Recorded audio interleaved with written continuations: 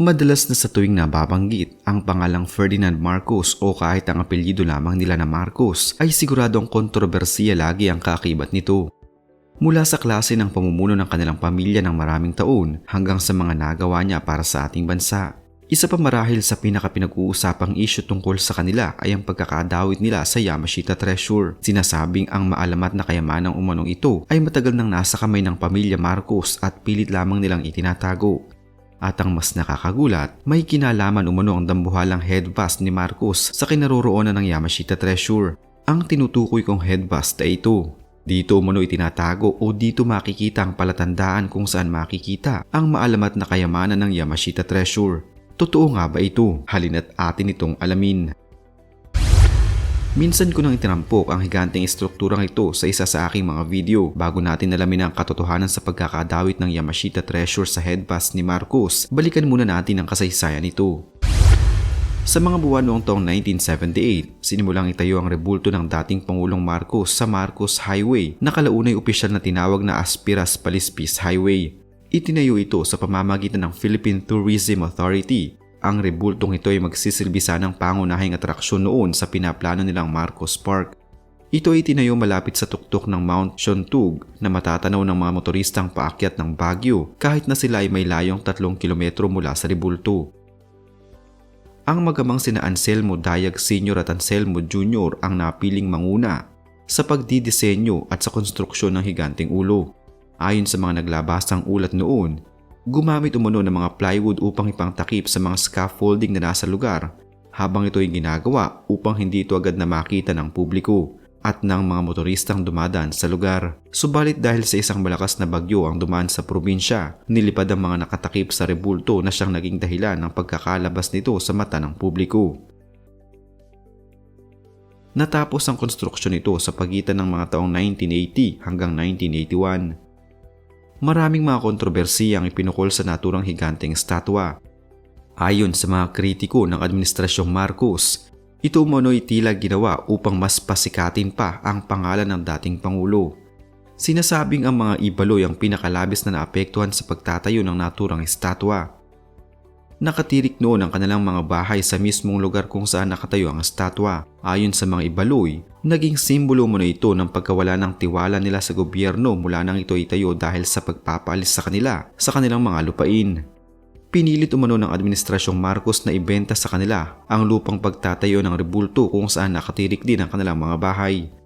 Ayon pa mismo sa mga balita, binili sa kanila ang lupain ng sapilitan sa napakaliit lamang na halaga. Noong matapos ang EDSA Revolution taong 1986, pinuntahan ng ilang mga ibaloy ang estatwa upang alayan ng ritual para umano mapaalis ang masamang espiritong bumabalot sa dating Pangulo. Inalayan nila ito ng isang tasa ng dugo ng baboy at kalabaw ang naturang rebulto at saka dinasalan. Nasa halos 500 kataong nakasaksi kasama pa ang ilang mga turista sa ginawang ritual na ito ng mga ibaloy noong panahong iyon. Ito ang naisip na paraan ng mga ibaloy upang kahit paano'y makabawi sila sa umano'y ginawang kalupitan sa kanila. Nasa halos 80 pamilya ng mga ibaloy ang pinaalis ng Administrasyong Marcos nang simulang gawin ang 888 hektaryang recreational complex na tatawagin sanang Marcos Park sa probinsya ng La Union. Ayon sa mga ibaloy, hinaras umano sila ng mga sundalo nang sila ay umalma at tumanggi sa mga nais ipagawa ng Administrasyong Marcos sa kanilang lupain. Bukod sa binayaran ng administrasyon ng mga ibaloy kapalit ng pag-alis nila sa kanilang lugar, sinabihan din sila na ang gagawin nilang ito ay upang mas mayangat ang kanilang kultura sa lugar at maaaring mabigyan sila ng trabaho.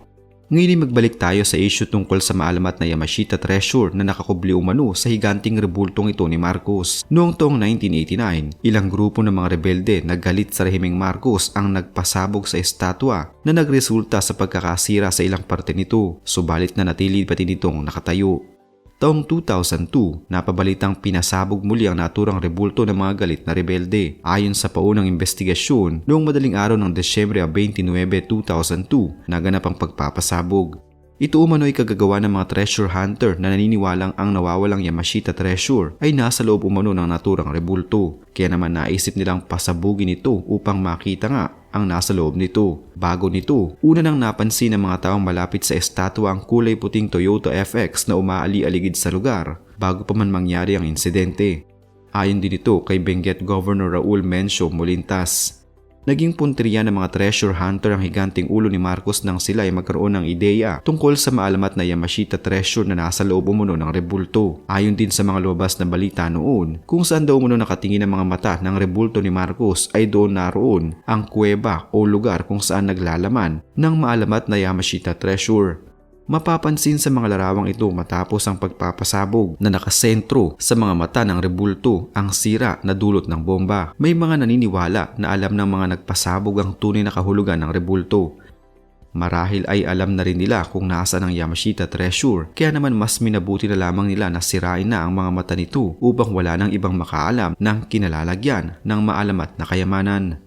Ang naging inspirasyon naman ni Marcos sa pagpapagawa ng rebultong ito ay ang Mount Rushmore sa Estados Unidos. Ang higanting mga ulong ito sa Amerika ay nababalot din pala ng hiwaga at misteryo.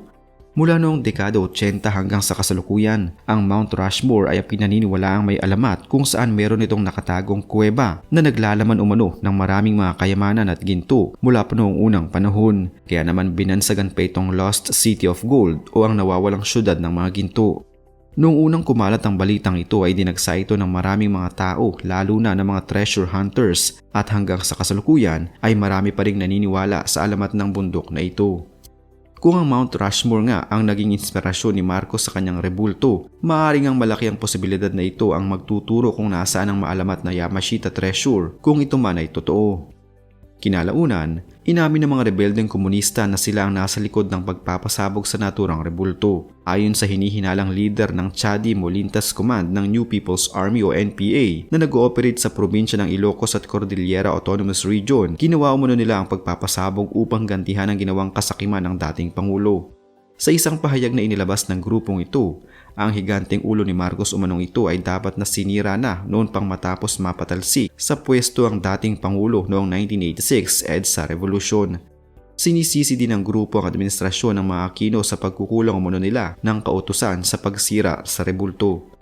Subalit sa kabila ng pag-amin ng NPA na sila ang nasa likod ng pagpapasabog sa rebulto, mas pinaniniwalaan pa rin ng PNP na ang mga treasure hunters ang nasa likod ng pagpapasabog. Sinakyan lamang umano ito ng NPA at kunwari umpisa ito ng kanilang mga propaganda sa tinatangka nilang muling pag-usig sa gobyerno ng Pilipinas. Sa kabila nito, kinumpirma din ni Ka Roger Rosal na siyang tagapagsalita ng Communist Party of the Philippines na ang mga komunistang rebelde na nag-ooperate sa parteng norte ng Luzon ang nasa likod nga ng pagpapasabog.